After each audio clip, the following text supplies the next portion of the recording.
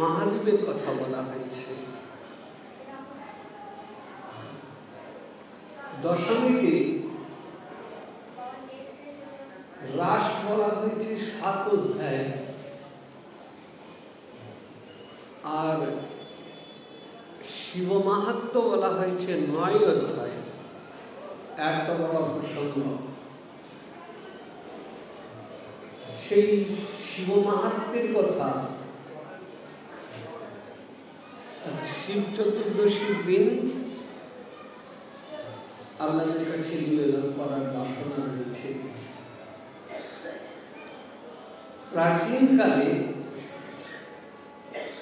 প্রচেতাগণের বিরাট একটা সভা বসেছে।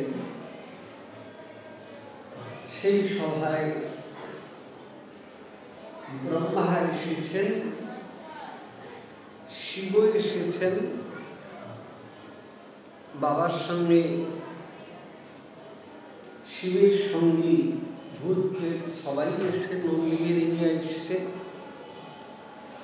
सब देवतारा এসেছেন। সবার শেষে ওই সভায় প্রবেশ করলেন কে? प्रजापति दक्ष। प्रजापति दक्ष दक्षेर एखन भयानक सम्मान। दक्ष के तार बाबा ब्रह्मा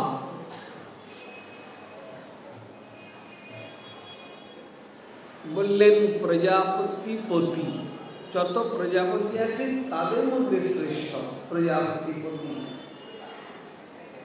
সবার শেষে দক্ষ বললেন, দক্ষ তো সম্মানীয় ব্যক্তি, দক্ষকে ডেকে সবাই উঠে দাঁড়ালেন। শুধু দুটো লোক উঠে দাঁড়ালো না, দুজন উঠলেন না, আর সবাই উঠল। কোন দুজন? श्रीमद् भागवत बोलें ऋते विरिंचत सर्वाच्चत, ब्रह्मा बादे और सर्वमाने शिव बादे सबाई उठे दाঁড়িয়ে सम्मान দেখিয়েছে। दक्ष सम्मानीय। दक्ष चारदिक ताकिয়ে দেখছেন,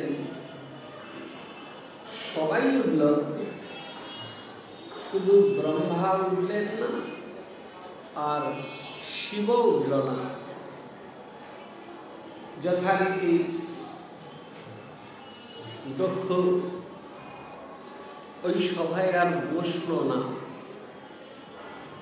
দক্ষ ওই সভায় আর বসল না, দাঁড়িয়ে রইলেন। দাঁড়িয়ে দাঁড়িয়ে দক্ষ সকলকে শুনিয়ে বলছেন, ওই যে ব্রহ্মা, উনি আমার পিতা, আমি ওনার পুত্র। পুত্র সভায় এসছে, পিতা উঠে দাঁড়িয়ে তাকে সম্মান জানাতে নাও পারে, কিন্তু শিব কেন উঠল না? শিব তো আমার জামাই,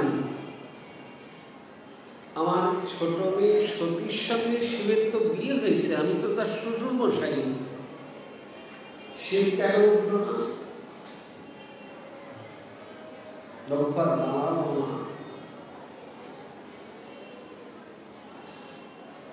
দক্ষ বলে গেলেন, শুনে রাখো,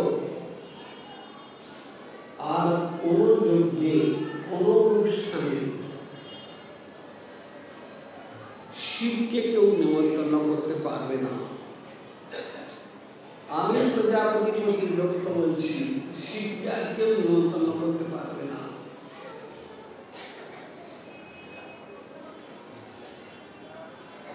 ওই ভান্ডুদ্র খায়, শ্মশানে মশানে থাকে, ভূতের সঙ্গী, ওকে কেউ আর নিমন্ত্রণ করতে পারবে না। এই বলে শিবনিন্দা করে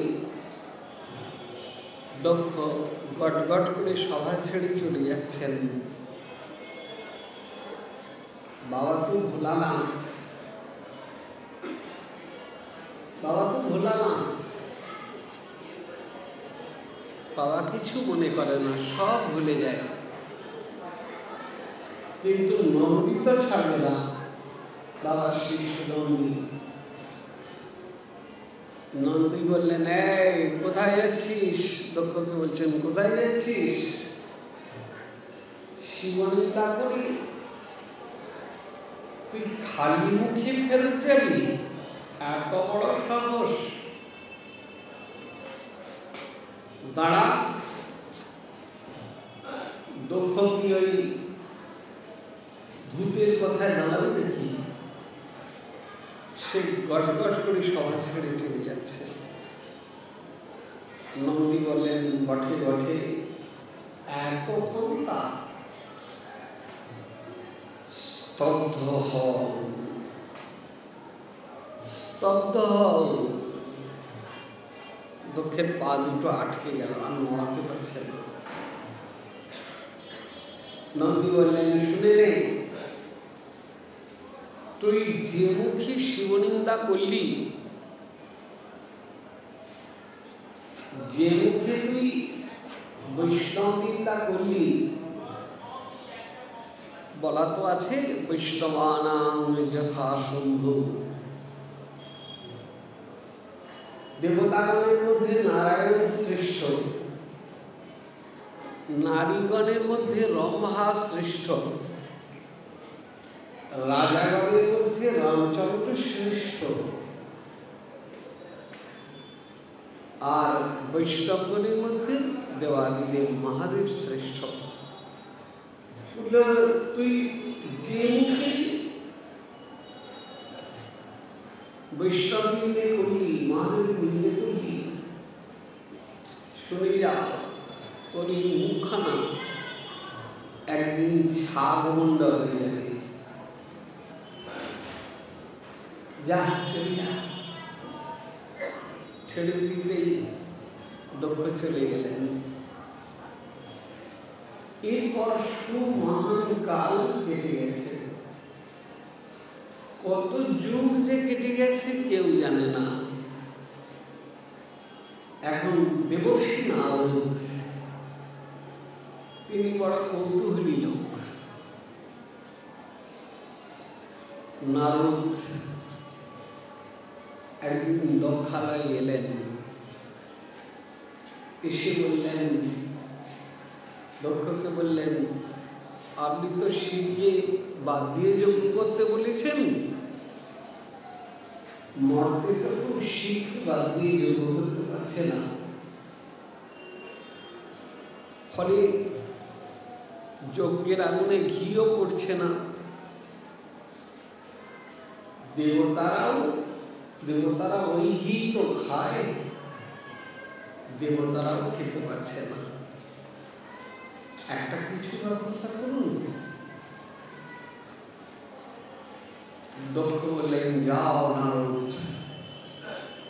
ত্রিভুবন নিমন্ত্রণ করো, সর্বমত পাতাল সবাইকে নিমন্ত্রণ করো, শুধু একজনের ঘরে যাবে না।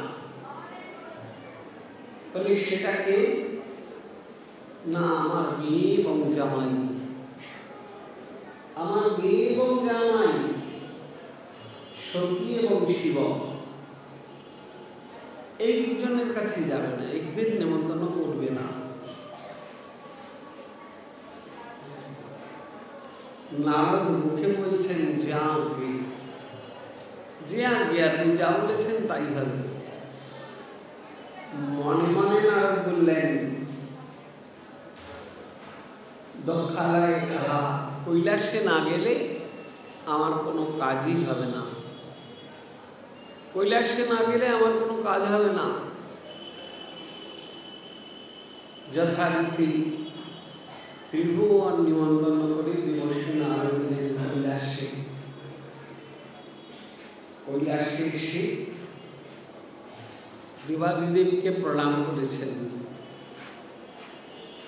প্রণাম করে বললেন, দেবাদিদেব, আমি তো দেবতাদের দেবতা,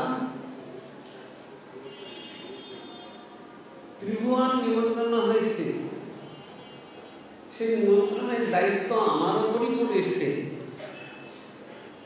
কিন্তু আপনার শ্বশুর মশাই বলেছেন কৈলাসে যাবে না, শিবকে সতীকে নিমন্ত্রণ করবে না। মহাদেব নারদ বললেন, নারদ, এই কথাটা সতীকে বলো না। লক্ষ্য রাজার তো 27টা মেয়ে, তার মধ্যে সবচেয়ে ছোট মেয়ে সতী। বলে এই কথাটা সতীকে বলো না, মনে কষ্ট পাবে। বাপের বাড়ির অনুষ্ঠান, সতী যেতে পারবে না, সতী শুনলে মনে কষ্ট পাবে। তুমি এটা কৈলাসের অন্তঃপুরে যেও না, সতীকে এই কথাটা বলো না। নারদ মনে মনে বলছেন, মাকে না বললে তো আমার কোনো কাজই হবে না, সতী মাকে না বললে তো আমার কোনো কাজই হবে না। আর মুখে বলছেন যে আজ্ঞা, আমি যে আদেশ করব তাই হবে। তবে এক দূর অব্দি এলাম, মায়ের একটু চরণ দর্শন করবো না? শিব বললেন, দর্শনটাই করো, কিছু বলো না যেন। নারদ বললে, কিছু বলবো না, বললে 2-4 কথা, সাধারণ কথা। কৈলাসের অন্তঃপুরে গেছে, সতীমা বসে আছেন। নারদ এসে বললেন, মা, সব কথা গুছিয়ে বলে দিচ্ছে, মা, তোমার বাবা একটা যজ্ঞ করছে, যজ্ঞটার নাম বৃহস্পতি সব। এই বৃহস্পতি সব যজ্ঞে ত্রিভুবন নিমন্ত্রণ হয়েছে। দেখিয়ে দিচ্ছে নারদ, ওই দেখো তোমার অন্যান্য বোনেরা আকাশপথের রথে করে পিত্রালয়ে যাচ্ছে। এই বলে একটা গন্ডগোল পাঠিয়ে দিয়ে নারদ পালিয়ে গেলেন। গন্ডগোল লাগানোর মাস্টার তো নারদ।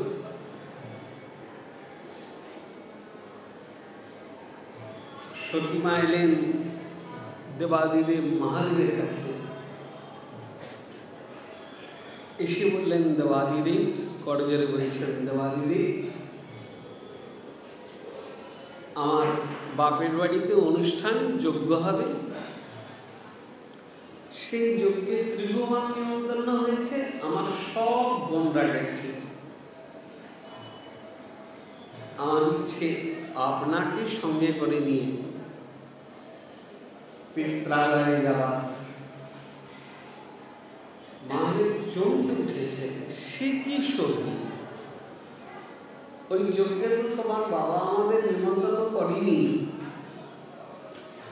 আর বিনা নিমন্ত্রণে উৎসব বাড়িতে কারুর কি যাওয়া উচিত? সতীমা বললেন, 3 জায়গায় বিনা নিমন্ত্রণে যাওয়া যায়। কোন 3 জায়গা? গুরুগৃহ, পিতৃগৃহ, বন্ধুগৃহ। গুরুর বাড়িতে শিষ্য যাবে, নেমন্তন্নের প্রয়োজন নাই।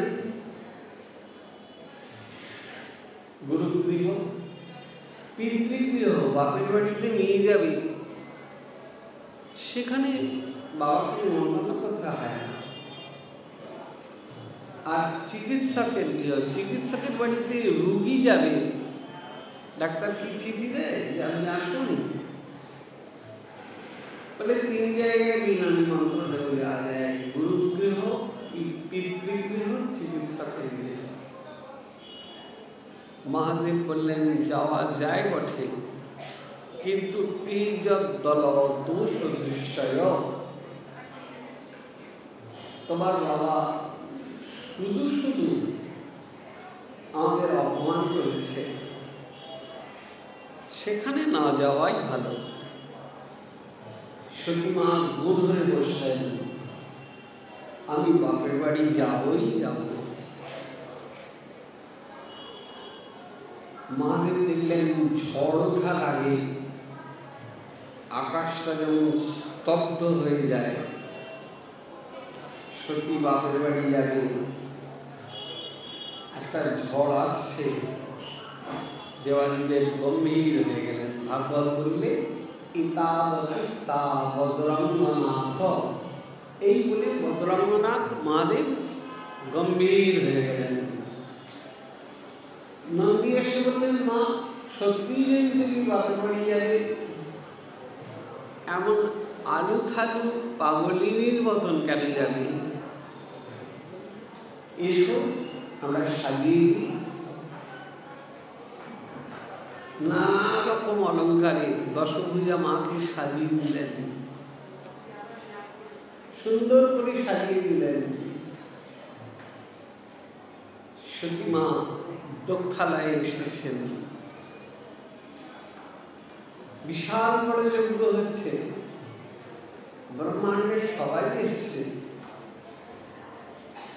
একমাত্র ব্রহ্মা আসেননি, শিব আসেনি, আর দেবাদিদেব মহাদেব আসেননি। তত্ত্বটা কি একবার বুঝে দেখুন।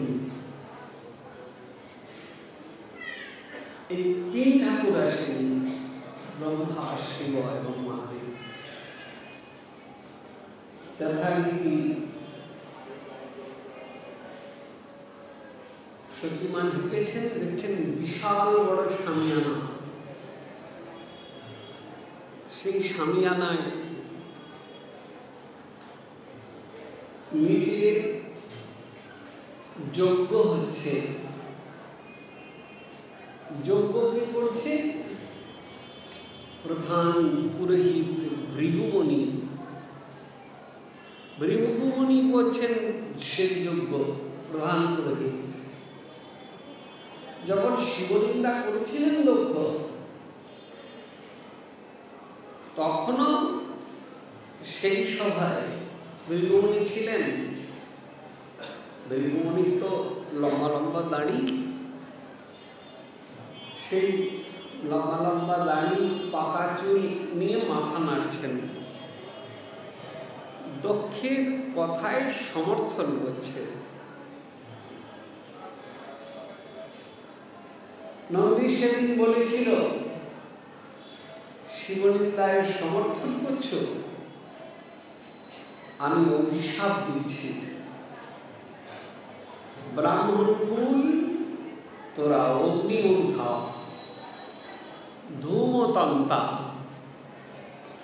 তোরা যজ্ঞের আগুনটাতেই মুগ্ধ হবি, আর আগুনের যে ধোঁয়াটা সেটাই হবে তোদের পরমার্থের অন্ত।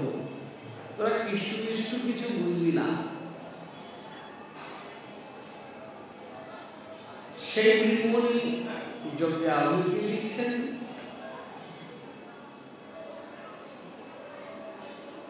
ওম আগ্নেয় সাহা, ওম আগ্নেয় সাহা বলে যজ্ঞে আহুতি দিচ্ছেন। যথারীতি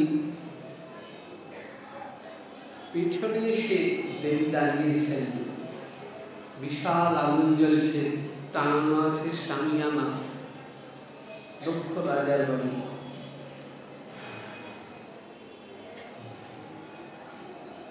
পেছনে সতীমা এসে দাঁড়িয়েছে, দক্ষ রাজার ছোট মেয়ে। দক্ষ বুঝতে পেরেছে ছোট মেয়ে এসেছে, একটু মুখটা ঘুরিয়ে ভ্রুটা সামান্য কুচকিয়ে একটু মুখে মুচকি হাসি হেসে দক্ষ শিবকে দক্ষ সতীকে বলছেন, এসেছিস মা? তা ভালোই করেছিস, যদিচ তোদের নেমন্তন্ন করিনি, কিন্তু এলি যখন ভালোই করেছিস। এলি যখন তখন বিনা নিমন্ত্রণে ভালোই করেছিস। একটা বিদ্রুপীর দৃষ্টিতে সতীমা দক্ষকে বললেন, পিতা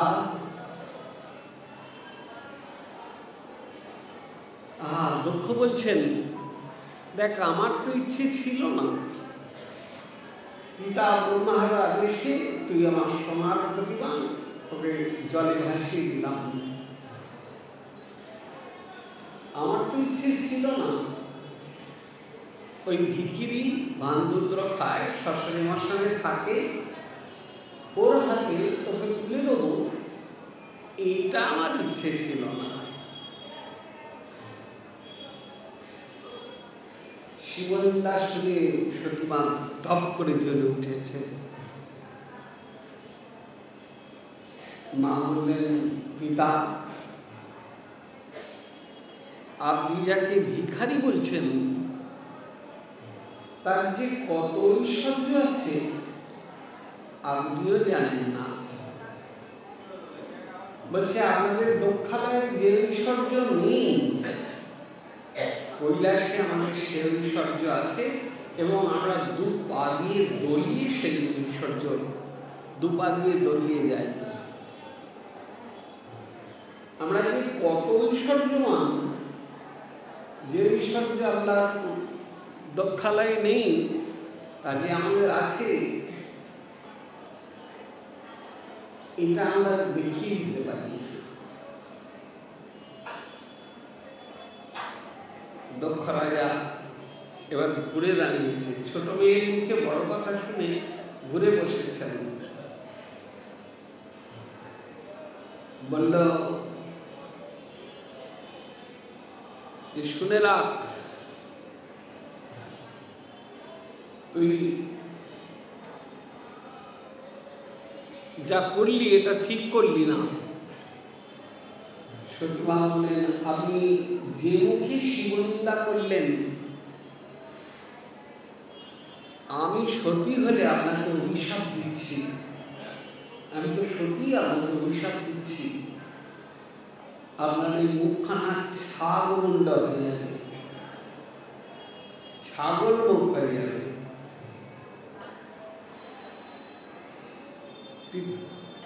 স্বামী নিন্দা শুনে দক্ষর মুখে শিবনিন্দা শুনে মায়ের এত ক্রোধ হলো যে সেই ক্রোধ থেকে একটা আগুন বেরোলো। মা পড়ে গেলেন দক্ষালয়ে। এদিকে কৈলাসে ধ্যানমগ্ন দেবাদিদেব মহাদেব টলাক করে কৈলাসটা নড়ে উঠল। দেবাদিদেবের ধ্যান ভেঙে গেল।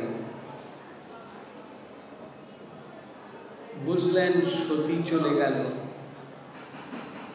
বাপের বাড়ি গিয়ে শিবনিন্দা শুনে সতী চলে গেল। যথারীতি রুদ্র ক্ষুব্ধ হলেন। বাবা আমার ক্ষুব্ধ হলেন। বাবার মাথা থেকে একটা জটা ছিঁড়ে মাটিতে ফেলে দিলেন। সেই জটা থেকে একটা ভূতের জন্ম হলো। ভূতটার নাম বীরভদ্র। শিব শক্তি একটা বেরিয়ে এলো। বীরভদ্রকে দেখতে কেমন? শ্রীমদ্ ভাগবত বললেন আকাশস্পর্শী তার মাথা। সে দাঁড়ালে মাথাটা আকাশ ছাড়িয়ে চলে যাবে। ঘনরূপ কপালমালি ত্রিসূর্যদিক। ঘনরূপ কালো কুচকুচি অমাবস্যার মেঘের মতন তার চেহারাটা। ঘনরূপ কপালমালি নরমুণ্ডের মালাকার গলায়। ত্রিসূর্যদিক তার তিনটে চোখ, দুপাশে এক দুটো, কপালে একটা। শিব শক্তি একটা বেরিয়ে গেলেন। বাবা আদেশ করলেন যাও আমার ভূত সেনাদের সেনাপতি হয়ে দক্ষালয়ে যাও। দক্ষ তাকে হত্যা করো। যথারীতি চলে এলেন। যথারীতি বীরভদ্র নন্দী বীরেঙ্গি ভূত সেনাদের নিয়ে দক্ষালয়ে এসে যে আগুন জ্বলছে, দক্ষের যে আগুন জ্বলছে, যজ্ঞের যে আগুন জ্বলছে, সেই আগুনের মধ্যে একটা পা ঢুকিয়ে দিল। কালো পাথর আর আকাশস্পর্শী তার মাথা। ভৃগুনি তাকিয়ে দেখছে এটা আমার কোন দেবতা? ইন্দ্র দেখেছি, ব্রহ্মা দেখেছি, শিব দেখেছি, শুধু পা। এরকম দেখিনি তো। নিশ্চয় কোনো দেবতা এসছেন, আগুনে ঘি দিচ্ছেন। পাদায় স্বাহা, পাদায় স্বাহা, পাদায় স্বাহা বলে নন্দী দক্ষের আগুনে প্রস্রাব করে দিলেন। দক্ষের আগুনে, যজ্ঞের আগুনে নন্দী প্রস্রাব করে দিলেন। আগুনটা অশুদ্ধ হয়ে গেল। যথারীতি আগুনটা অশুদ্ধ হয়ে গেল।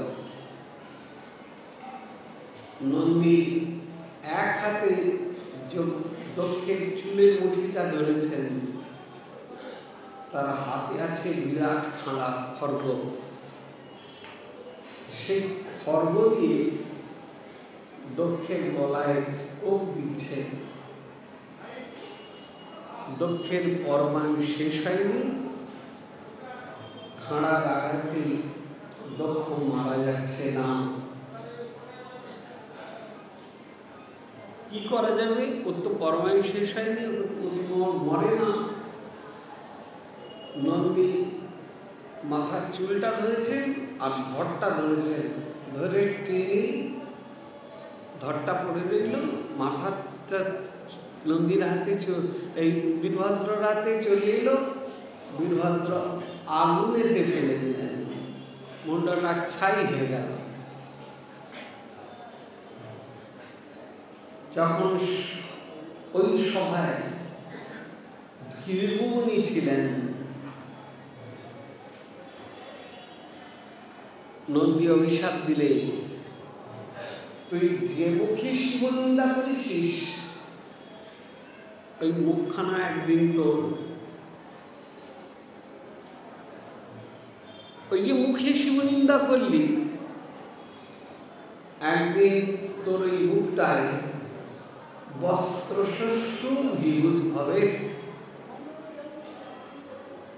পাতি ছাগলের যেমন বিচার বেচা দাঁড়িয়ে থাকে না, ঠিক তেমনি তোর গাল ভরা আর দাঁড়ি হবে না, ওই শুধু দু চার গাছা পাতি ছাগলের মতন দাঁড়িয়ে হবে। যথারীতি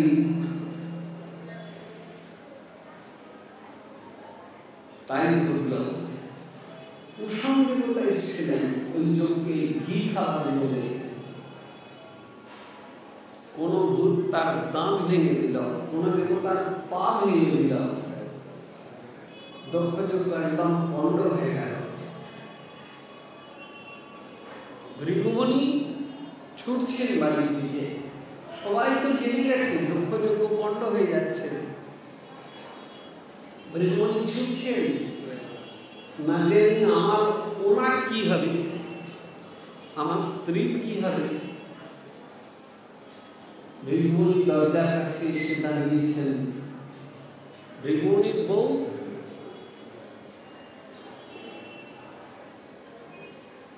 ভৃগুমুনিকে দেখে জিজ্ঞেস করছে, হ্যাঁ বাবা ঠাকুর,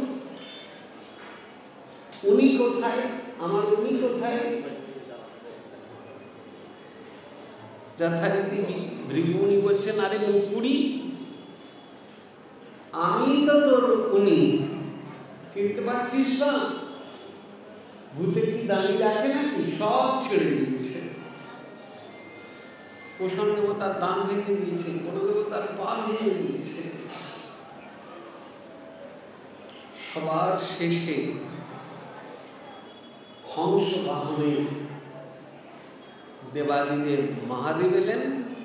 আহা, সবার শেষে হংস বাহনে ব্রহ্মা এলেন,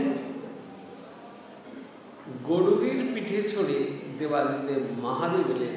আহ, যথারীতি হংস বাহনে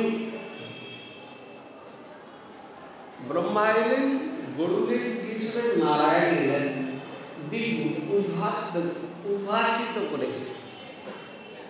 নারায়ণকে দেখে সকলের গায়ে ব্যথা আছে সত্যি কথা, কিন্তু নারায়ণকে দেখে সব যেন জ্বালা জুড়িয়ে গেল।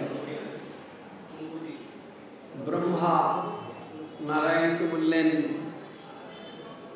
দেবতারা যদি বিকলাঙ্গ থাকে ব্রহ্মাণ্ডের ক্ষতি হয়, আপনি একটু কৃপা করুন যাতে দেবতারা বিকলাঙ্গ না হয়। ওই কুষাণ দেবতার পা ভেঙে দিয়েছে, কোন দেবতার দাঁত ভেঙে দিয়েছে।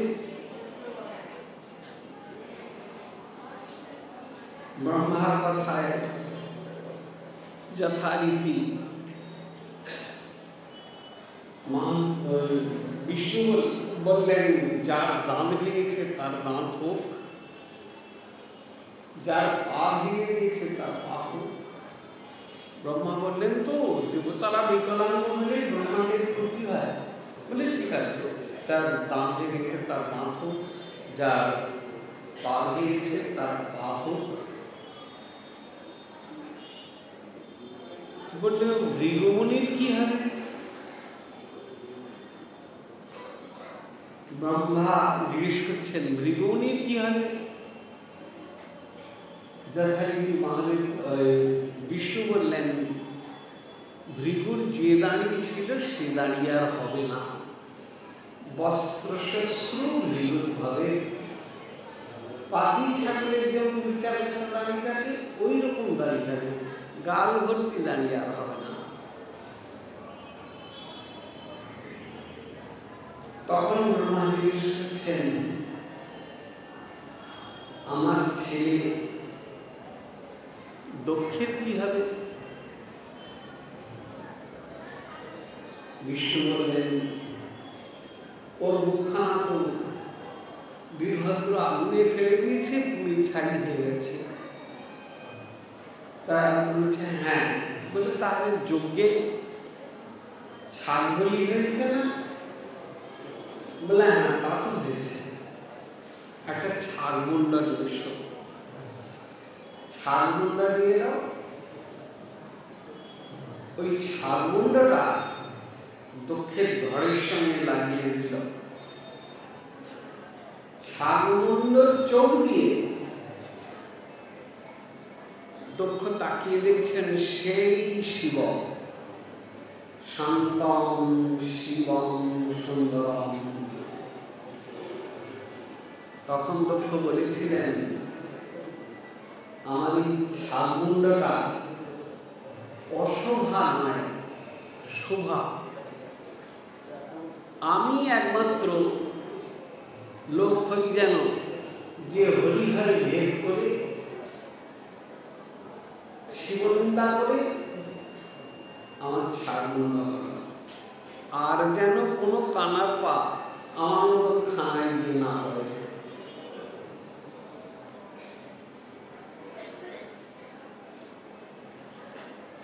দেবাদিদেবী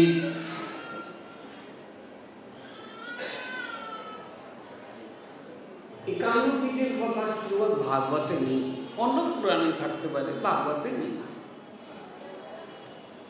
যথারীতি দেখালো জগৎকে। এই লীলাটা বলে ভগবান দেখালেন কি, যেন কেউ শিবনিন্দা করতে সাহস না পায়, কেউ হরিহরে নির্দেশ করতে সাহস না পায়, কেউ যেন গুরু নিন্দা করতে, বৈষ্ণব নিন্দা করতে সাহস না পায়। ব্রাহ্মণের নবগুণ, নবগুণে ব্রাহ্মণ, আর বৈষ্ণবের 64 গুণ। কৃষ্ণের যতেক গুণ ভকতে সঞ্চারী। গোবিন্দের 64 গুণ, বৈষ্ণবের 64 গুণ। কৃষ্ণ নিন্দা করলেও যে ফল, যে শাস্তি ভোগাবে, বৈষ্ণব নিন্দা করলেও সেই ফল, সেই শাস্তি ভোগাবে। সুতরাং আজ শ্রী রাধারমণের তিরোভাব উৎসবে এসে দেখবেন এখানে যেন কেউ গুরু নিন্দা, বৈষ্ণব নিন্দা না করে। করলে তার যে কত বড় শাস্তি সেটা জগৎ জানতে পারবে। যাই হোক, আবার 6 বৈশাখের দিন সন্ধ্যে 7টার সময় আমি রাধারমণের চরিত্র নিয়ে, অদ্ভুত সেই চরিত্র, অদ্ভুত সেই চরিত্র, এই সমাজবাড়িতে অদ্ভুত চরিত্র। এই সমাজবাড়ির প্রাঙ্গণে ওই সখী মায়ের বাড়ির ঘরের কাছে রাধারমণ সখী মাকে প্রাণদান করেছিলেন।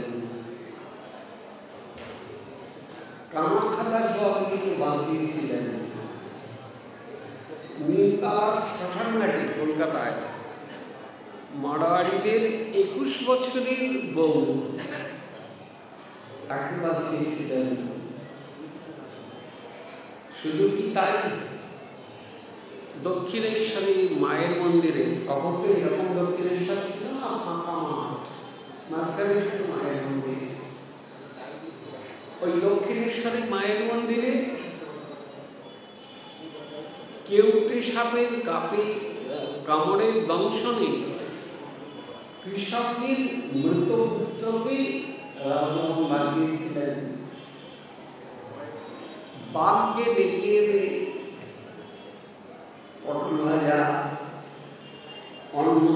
চচ্চড়ি খাইয়েছিলেন। সাধারণ শুধু কি তাই, ঝাড়খণ্ড বনপথে রাধারমণ রাধারানীকে দর্শন দিয়েছিলেন এবং সেখানে সবাইকে দেখিয়েছিলেন এই সেই রাধারমণ, আমার রাধারমণ গুণনিধি, আমি তার কি জানি গুণ, কি বাবা হানি। 72 বছর বয়স হয়ে গেল, 73 পড়েছি, এখনো রাধারমণ এদের সেবকরা আমার ডাকে, তাই এদের কাছে ছুটে আসতে খুব সাজ জাগে। রাধারমণের এই তিরোভাবনা শুনে আপনারা আশীর্বাদ করুন যেন রাধারমণের এই তিরোভাব আসলে রাধারমণের গুণকীর্তন। অবশ্য তিনি তো অনেক গুণের গুণী,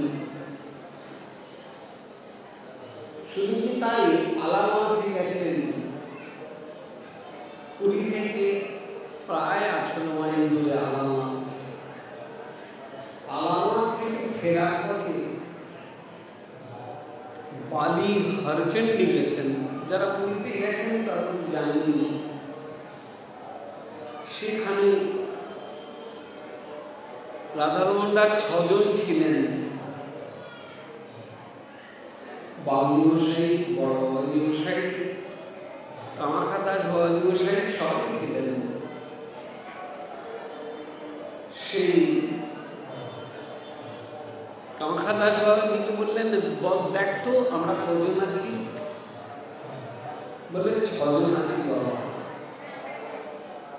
বলল হ্যাঁ ঠিক আছে, আজকে একজনের প্রসাদ বেশি রাখবি। কামাখ্যাদাস বাবাজি শুনলেন, তাকে কি আসবে বাবা? এই মনে আপনার কাছে আসবে, যে কোনদিন আসবে তার জন্য আবার একটা পাপস সাজিয়ে রাখি। যথারীতি 6 জনে প্রসাদ পেয়েছেন। কামাখ্যাদাস বাবাজি বলছে, বাবা সবই তো হলো, আমার নতুন অতিথি কে আছে? আমাদের 6 জনেই প্রসাদ পেয়েছি, নতুন অতিথি কে আছে? রাধারমণ বলতে একটু অপেক্ষা কর। সেই চণ্ডীমাতার মন্দির পাহাড়ের উপরে, আমি গেছি তাই বলছি, হাত ধরে ডাকছেন, এদিকে আয়, এদিকে আয়। একটা জ্যান্ত বাঘ চলে এলো, বললে এই একজন লোক, একে নিয়ে এলাম রাত্রে। বাঘ দেখে এরা তো ভয় পেয়ে গেছে,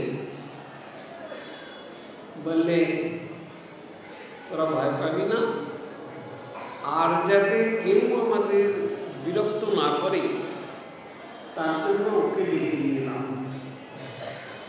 অসীম শক্তির অধিকারী সেই রাধারমণ আগামী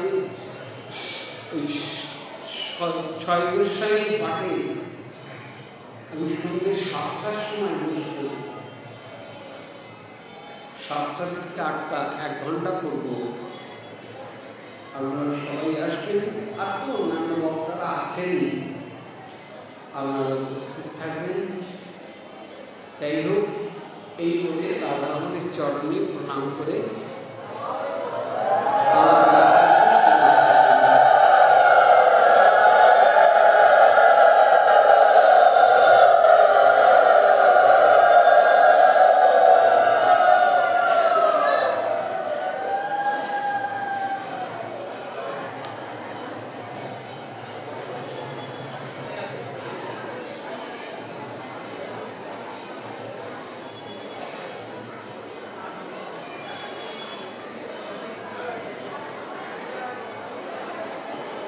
পিষেন আমার লাঠি